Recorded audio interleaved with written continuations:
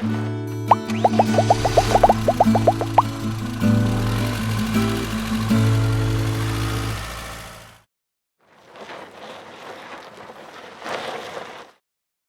got ourselves a Sandpiper Park model. We were just talking about how we walked through one like this, a little like this earlier, but this one's got some differences. Yeah. So let's show it.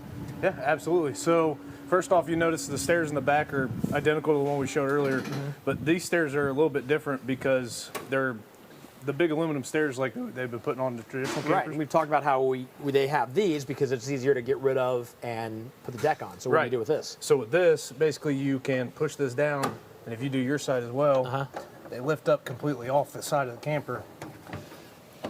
Let's take some strength. Yeah. But they will. They will. They I will might lift, not be pushing down hard enough because I'm a wuss. They will lift completely off the side of the camper, and that way the deck will be completely flush instead of having to deal with it. So if you don't put a camper in or a deck in, then you got some very nice steps. Correct. If you decide to, you can get rid of it instantly. And yeah, awesome. Absolutely. Great. So an awning on this side, again, not wasting space. Over the slide. Yep. And then the second door. Nice fiberglass outside. So a little bit better than the tin siding. Yeah. But all right. Aluminum cage construction. So let's get inside and take a look. Absolutely. Oh yeah, so it does look a little different in here. Well, we didn't see this. So this is something to talk about because there's no way to hide that. If something like this is what the PDI is for. What will happen is if you ordered this RV, you're going to have folks walking through this thing to make sure everything's as good as it gets. And this is one thing, obviously, they would fix. This needs, something's going on there, so they will fix that. So we'll do a PDI as well as a DAF process. Okay. So it's two different processes, two different departments. So the PDI doesn't catch it, the DAF will. All right. And they'll say, hey, obviously we're missing the light that's identical to this one, and they'll order it. So, and then we'll let the customer know, like, hey, it's maybe a little bit just because of this. Right. So. Well, and that's the thing. I know that when we went to one of the manufacturers, me and Tim went up to one of the manufacturers, and they had a lot of RVs sitting on their lot that from the outside, it looked like they were ready to go. I'm like, why aren't these there? And then every one of them had something they were waiting on. Yeah. Whether it was a refrigerator or a microwave, maybe a light, I don't know. Yeah. But yeah, that's good. That's good to know that that's taken care of. So nobody's going to show up to their RV and get this or have it delivered to their house and they have that. That's all taken care of. Again, that should not be something you're charged for. A PDI is something that should happen, that the dealer does. The dealer has to do. It kind of helps the manufacturer. So never pay for the pre-delivery inspection. It's kind of like showing up at a car dealership and only getting 3 tires. Yeah. So well, let's talk about this because I dig kind of it's not a totally diagonal, but I like the way it kind of wraps around here and you get the absolutely the blinds that are kind of at an angle here. Nice, obviously blackout blinds, but of course the windows are nice and tinted on here, so that way even if you have them up, it's still going to block a lot of light and people aren't going to be looking in. Right. And some storage above. Yep.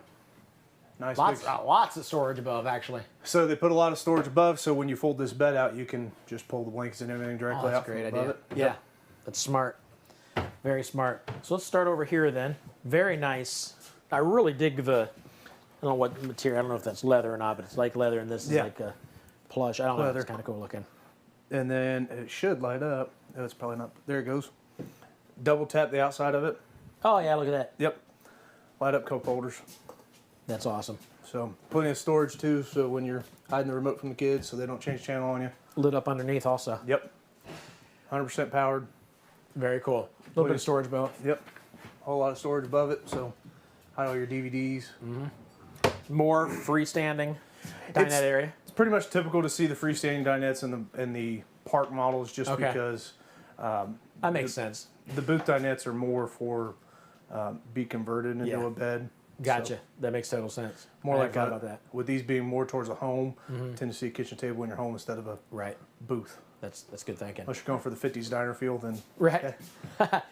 TV over here. It's a TV that's obviously on a mount that can probably swing out, face this way or face diagonally, so you both can see it fairly well without cranking your neck over here. Absolutely. Good size oven. Look at that. They even have a picture of a turkey on the front. Yeah, absolutely. So with it being a Sandpiper, they actually upgrade it to give you a 4-burner stove with a full-size oven underneath of it.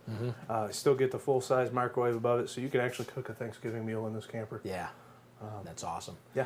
Big pantry right there next to you. Huge pantry here. Oh, that's cool with the drawers inside. Sandpiper's one of my favorites. I actually just sold one earlier this week, and they're in love with it. Plenty of storage underneath the kitchen as well, under the kitchen island. You get your deep sink here. You get these, of course, to add a little more cutting space or a little more countertop space. That's the word I'm looking for. And then look at that refrigerator. Yep. So residential refrigerator, and of course it locks for safe travel. Huge coffee bar, I guess would be what you call that. Yep. Not a coffee drinker, so I don't know what you call those things. I would call it a coffee bar. Okay. I'll drink your coffee. Nice big cabinetry up top. Of course, glass doors again, so you can see all the mess you make. Right. Above and below. Yep. Big space underneath, all the way across. Yeah. So the question is, if you're looking for a park model, could you see yourself living in this space? And I think you could. Yeah. I think you could, especially if you're looking to stay just a few months out of the year. Yeah. Or like we mentioned earlier, a lot of people will, if they're building, will buy one of these to live in until. And I think if you buy one and lived in it for a while, you could almost nowadays sell it for the exact price, if not more, than what you bought it for. And I've had people, they'll buy it, build their house, and they'll buy another piece of land, and they'll use it as a hunting cabin. Okay. A lot of different options for Yeah, them. that's great. All right, so walk back here to the. What comes first? The bathroom first. Yep. All right, so there you go. Another nice bathroom. I'm gonna jump up inside. You got plenty of headroom, obviously, and then a couple shelves here to put your shampoo and whatnot. A little seat there, and then the nice shower head. Residential. It's almost a residential shower in these. Yeah. Plenty of headroom, so there's no height restrictions or anything. Right. So you got your sink, good sized medicine cabinet here. You can keep all your medicine in there, and the toilet. I'm trying to get out of here without knocking things over. And that shower also would open from the other side, so you're not squeezing past the sink if you don't want to. Yeah. Close this, and then we've got another loft upstairs. Yep. So just like the first one, David, there's enough room for you too. Oh, there is? Yep. We're both going. That's a little bit of storage here. Oh my gosh, there really is. Holy moly. All right. Sorry for the view, folks, if you're watching from that angle. But there you go. Yeah. So 2 twin beds, obviously, plenty of storage back here, outlets for the kids to plug all their games and stuff in. There's a TV hookup right there. And then, of course, cabinetry up here as well. Same standard cabinetry as well throughout the camper, so they can hide all their clothes and everything as well. Yeah, you got your vents up here so you can stay cool. Yeah, this is, again, you got kids, they're going to love this area right here. Yeah. Absolutely. I mean, you may want to put up some sort of security camera just to keep your eye on the little rugrats. And that's weird. All right, let's head back to, I think the bedroom is next. Oh my gosh, getting old is awful. And then you step down into the bedroom. Wow, look at that closet. Lots of room in that closet. With the nice sliding barn doors. Totally dig that. And washer and dryer prep in there. Washer and dryer prep, is that on this side? Yeah.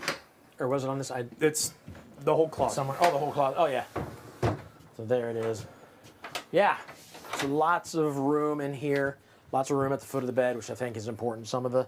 Because they're RVs. You gotta make room where you have it. Some of the RVs, it's hard to get a lot of room at the foot of the bed. And this has plenty. And this is a king size bed, so it almost feels small in this bedroom. Yeah. It's true. That's a good point. It is a big bed. Yeah. The TV would go obviously on that wall there. And if I remember correctly, more storage. More storage. Yeah, it's nice.